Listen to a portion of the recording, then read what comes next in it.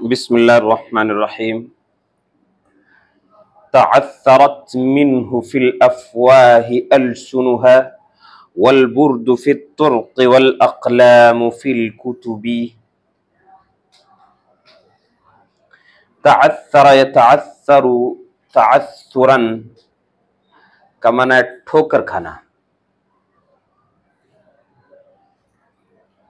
لفظی ترجمہ اصلی معنی ہے ٹھوکر کھانا، لغزش کھانا، لغزش کرنا۔ یہاں ہے اٹک جانے کے معنی میں۔ الافواہ منہ، فمن کی جمع افواہن، کیونکہ فمن کو فو بھی کہتے ہیں، اس سے جمع آتی ہے افواہن، منہ۔ السن لسان کی جمع ہے۔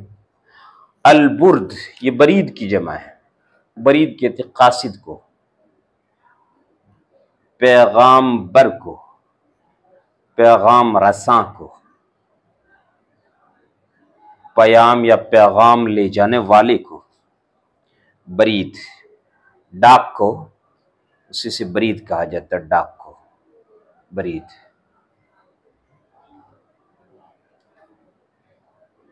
والاقلام فی الکتب، اقلام مشہور ہے، کتب بھی مشہور ہے، کتاب، خط کو کہیں گے، خط کے معنی میں یہاں پہ۔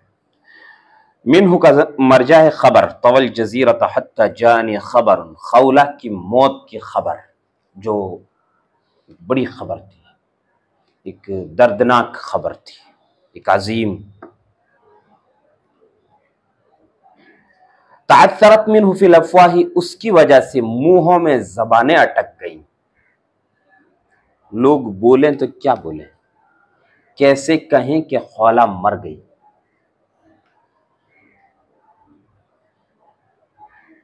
بولیں تو کیا بولیں، حادثہ اتنا بڑا ہے کہ کچھ کہا نہیں جاتا۔ تعثرت منہ فی الافواہ السنھا، اس کی وجہ سے منہوں میں زبانیں اٹک گئیں۔ والبرد فی الطرق، اور قاصد راستوں میں اٹک گئے، اور قاصد راستوں میں اٹک گئے، اور قلم خطوں میں اٹک گئی، یعنی منہوں کی زبانوں نے بولنا چھوڑ دیا۔ قاصد پیغام لے جانے والے ڈاکی جو جہاں تھے وہیں رہ گئی۔ خط دیں تو دیں کیسے، اتنی درد اور علم کی خبر پر مشتمل ایک نامہ، ایک خط پہنچائیں تو پہنچائیں کس طرح، قاری پر، پڑھنے والے پر، مرسل الیہ پر کیا گزرے گی۔ والبرد فی الطرق والاقلام فی الکتب، اور قلم خطوط میں یا تحریروں میں اٹک گئی، قلم بند ہو گئی کہ کیا لکھیں، زبانیں گنگ ہو گئیں کہ کیا بولیں۔ یہ خولہ کی موت پر یہ دردناک حالات بنے تھے۔ كأن فعلة لم تملأ مواكبها ديار بكر ولم تخلع ولم تهب۔ فعلہ یہ خولہ کا وزن لائے، چونکہ ایک بڑے گھرانے اور بڑے خاندان کی چشم و چراغ تھیں، خولہ شاہی گھرانے سے تعلق تھا، تو ظاہر ہے کہ آج کل کی طرح نہیں تھا زمانہ کہ جو جتنا دنیاوی اعتبار سے بڑا ہے بادشاہ یا بادشاہوں کے گھرانے کا ہے تو وہ اتنا ہی بے پردہ ہے۔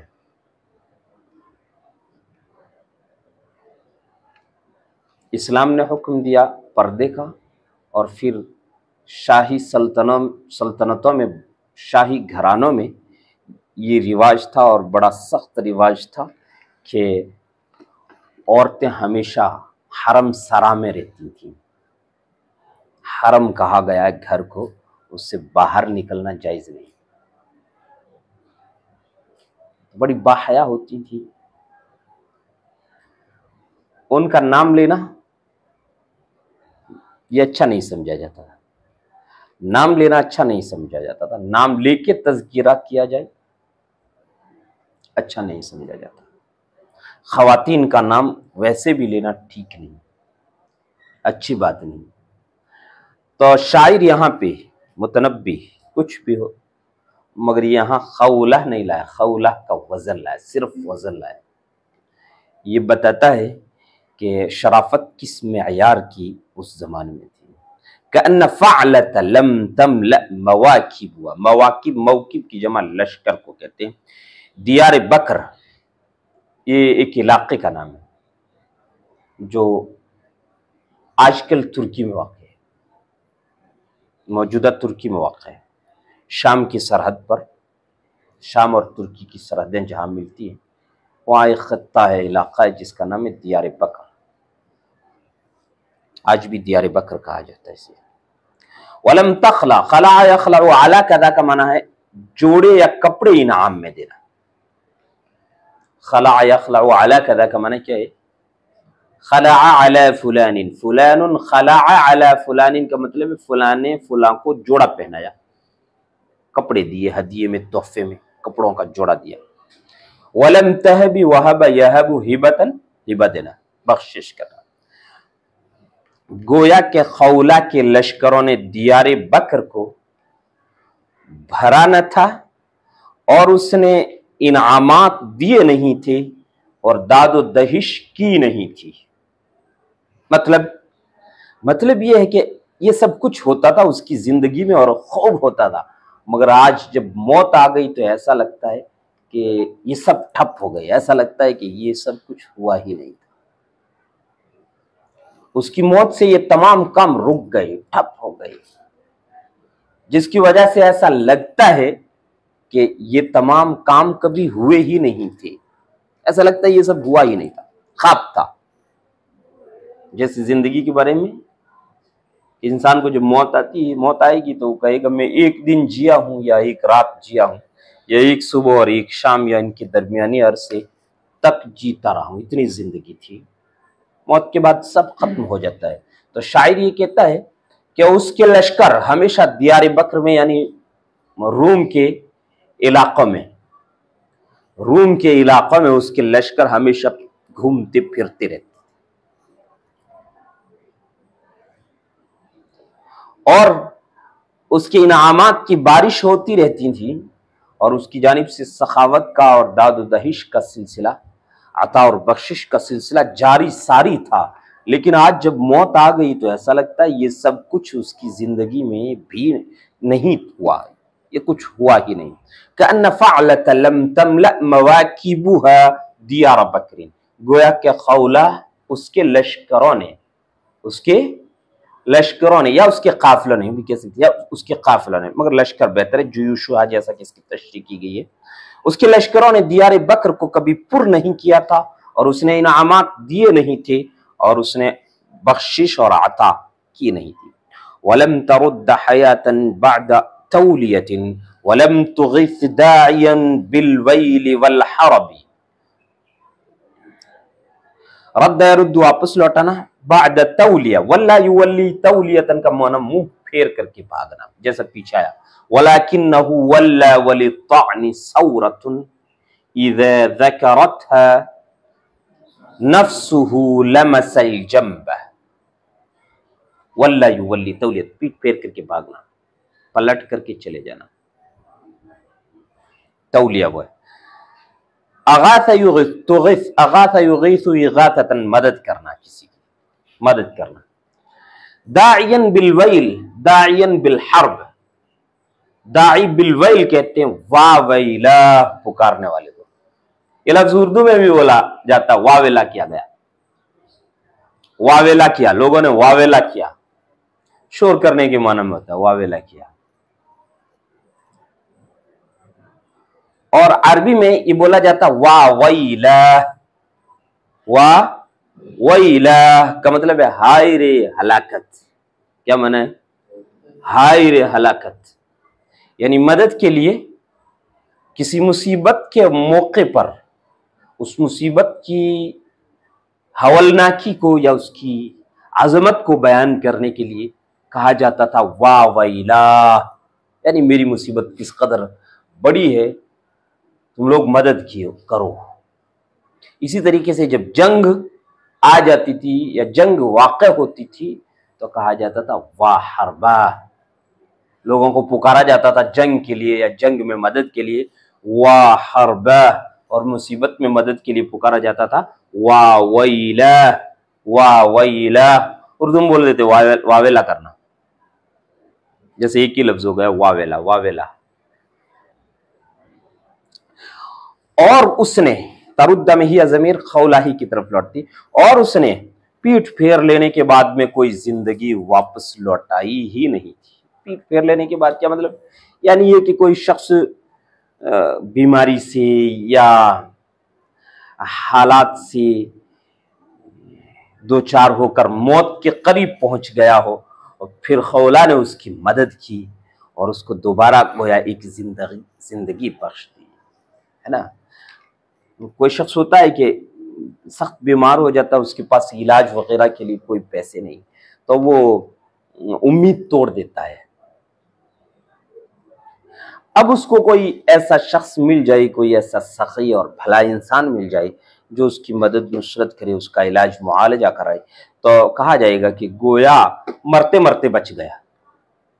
تو کہا گویا کسی کو اس نے مرتے مرتے بچایا ہی نہیں تھا، حالانکہ خوب بچایا۔ کہنا کیا چاہتا ہے؟ حالانکہ اس نے خوب ہی کامی۔ وَلَمْ تَرُدَّ حَيَاةً بَعْدَ تَوْلِيَةٍ، اور کسی زندگی کو پیٹ پھیر لینے کے بعد واپس کیا ہی نہ تھا، اور کسی زندگی کو پیٹ پھیر لینے کے بعد واپس لوٹایا ہی نہیں تھا، اور کسی واویلا اور واحربہ پکارنے والے کی مدد کی ہی نہ تھی، اور کسی واویلا اور واحربہ پکارنے والے کی مدد کی ہی نہیں تھی۔ یعنی یہ سب کچھ ہوا تھا، مگر موت کے بعد ایسا لگ رہا کہ خولہ کی زندگی میں یہ کچھ ہوا ہی نہیں تھا، سب ختم ہو گیا، سب سنسان۔ ارى العراق طويل الليل مذ نعيت فكيف ليل فتى الفتيان في حلب۔ العراق مذکر استعمال ہوتا ہے، دیکھیے یہاں مذکر استعمال ہوا ہے العراق، ایران مؤنث استعمال ہوتا ہے، وہ یہاں استعمال نہیں ہوا، اور اس زمانے میں ایران کو ایران کہتے بھی نہیں تھے، ایران کا نام ایران بہت بعد میں پڑا ہے، قدیم زمانے میں عراق تھا، ایران نہیں تھا۔ عراق البتہ دو عراق تھے، عراق عجم اور عراق عرب، دو عراق تھے، اس لیے العراقین کہا جاتا تھا، عراق عرب اور عراق عجم۔ ایران نام نہیں تھا اس وقت، عجم کہتے تھے ایران کے علاقے کو، اور اس کے آگے کے اس طرف کے علاقوں کو، یا پھر فارس کہتے تھے، فارس، اور وہاں کے رہنے والے لوگوں کو الفرس۔ ایران بہت بعد میں، ابھی تقریباً 100 سال پہلے نام رکھا گیا ہے ملک ایران کا، ایران۔ خیر یہ مذکر استعمال ہوتا ہے العراق۔ موجودہ جو عرب ممالک ہیں ان میں سے کئیوں کا استعمال مذکر ہوتا ہے، کئیوں کا مؤنث ہوتا ہے، تو العراق ان میں سے جن کا مذکر استعمال ہوتا ہے، جیسا کہ یہاں مذکر استعمال ہوا ہے۔ طویلۃ اللیل نہیں کہا، طویل اللیل کہا۔ مذ نعیت، منذ یہ ظرف ہے، اور یہاں اضافت جب جملے کے شروع میں آئے تو یہ مضاف ہوتا ہے، جب جملے کے شروع میں آئے تو یہ مضاف ہوتا ہے، جیسے مذ نعیت، نعیت ایک جملہ ہے، فعل ہے، اس میں ہی ضمیر فاعل ہے، فعل فاعل مل کر جملہ فعلیہ خبریہ ہے، تو جب ایسے موقع پر مذ آئے تو وہ مضاف ہوتا ہے، اسم ہوگا ظرف اور مضاف ہوگا۔ نعیت، نعین کا معنی کسی کی موت کی خبر دینا،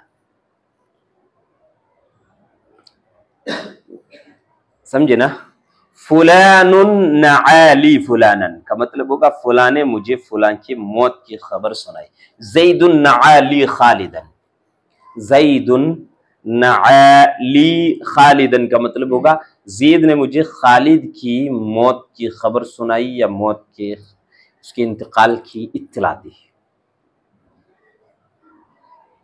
मुद्नुइयत यहाँ मजहूल इस्तेमाल हुआ, जब से उसकी मौत की खबर दी गई है, ऐलान किया गया। फकैफ लैलु फतल फित्यानी फी हलबी, फतल फित्यान नौजवानों का जवान मुराद है सैफुद्दौला, और हलब मुल्क शाम का एक शहर है, आज भी इसे हलब कहा जाता है।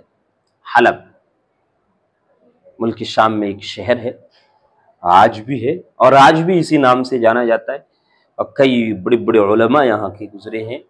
किताब है जिसका नाम है सीरत हलबिया, सीरतुन नबी सल्लल्लाहु अलैहि वसल्लम पर है गालिबन किताब, तो किताब का नाम ही है सीरत हलबिया। हाँ, अरल इराक तवील अल-लैल मुद्नुइयत, जब से उसके इंतकाल की खबर आई है मैं इराक को लंबी रात वाला देख रहा हूं।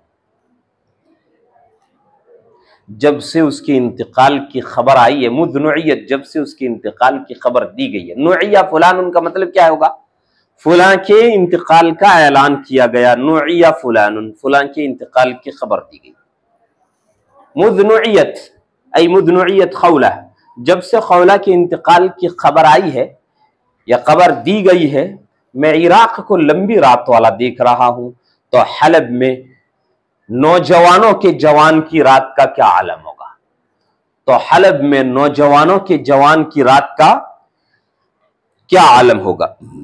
लंबी रात वाला क्या मतलब? अरल इराक तवील अल-लैल मुद्नुइयत फकैफ लैल फतल फित्यानी फी हलबी, जब गम और हम होता है, जब इंसान रंज और अलम में मुब्तला होता है तो रातें लंबी हो जाती हैं। तो रात को नींद, गम और अलम की वजह से रात में नींद नहीं आती, और जब रात में नींद ना आए तो रात सब बहुत लंबी लगेगी। दुनिया सारी सोती रहे और एक शख्स दर्द से और अलम से कराहता रहे तो उसको रात बहुत लंबी लगेगी। दिन इतना नहीं, दिन में सब लोग चलते फिरते हैं, कोई सोया हुआ नहीं, सब हर तरह की चहल पहल है, हर तरह की रौनक है। इसलिए गम या अलम दिन में महसूस नहीं होता इतना जितना रात में महसूस होता है।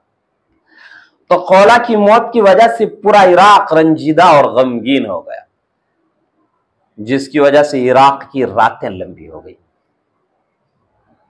कहता है जब से खौला के इंतकाल की खबर आई है इराक में रातें लंबी हो गई हैं, तो हलब में उसके भाई का क्या हाल होगा, उसकी भाई की रातें किस तरह गुजरेंगी। कहना ये चाहता है कि मैं इराक में हूं और मुझे रात गुजारना मुश्किल हो रहा है, तो हलब में सैफुद्दौला की रात किस तरह गुजर रही होगी।